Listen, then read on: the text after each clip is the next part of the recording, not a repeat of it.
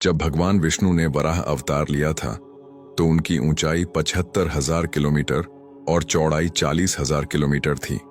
पृथ्वी के आकार के हिसाब इतना कद होना जरूरी था, क्योंकि इस वक्त पृथ्वी का आकार भी 40,000 किलोमीटर के आसपास है।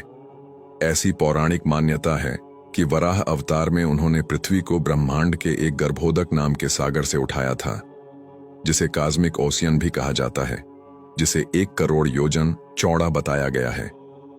इसका अर्थ यह है कि यह सागर 1.5 करोड़ किलोमीटर चौड़ा है। इस तरह इस सागर में 1000 पृथ्वी समा सकती थी। इतना विशाल महासागर है यह, हम तो केवल कल्पना कर सकते हैं। ये वही महासागर है जहां पृथ्वी से अनंत कोटि दूर भौतिक महाविष्णु शयन करते हैं। उस हिस्से को, जिस हिस्से में वो रहते हैं, उसे क्षीर सागर कहते हैं। इसलिए विष्णु को गर्भोदकशायी विष्णु यानी गर्भोदक सागर में सोने वाले विष्णु कहा जाता है। इसके अलावा सवाल यह भी है कि भगवान ने वराह का ही रूप क्यों बनाया? किसी और जानवर का भी तो रूप बना सकते थे, वह क्यों नहीं? इसका भी कारण था, क्योंकि वराह जंगली सुअर से मिलता जुलता प्राणी है। यह प्राणी अक्सर जंगल में रहता है और इसे अंदर तक मिट्टी खोदने की आदत होती है। वह मिट्टी या पानी के अंदर की चीजों को अपनी थूथनी से खोदकर उसे ढूंढ सकता है। उसके सूंघने की क्षमता भी अधिक होती है।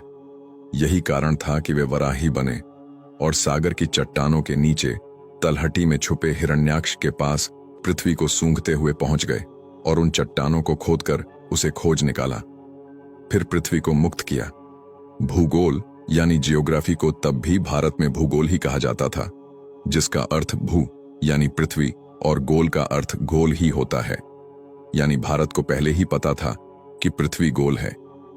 दक्षिण भारत में कई ऐसे हजारों वर्ष पुराने मंदिर हैं जहां वराह देव की मूर्ति है, उसमें पृथ्वी गोल ही है।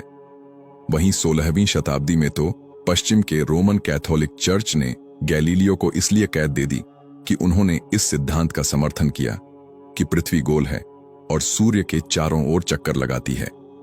खैर, सभी को राम राम और AUM नमो भगवते वासुदेवाय।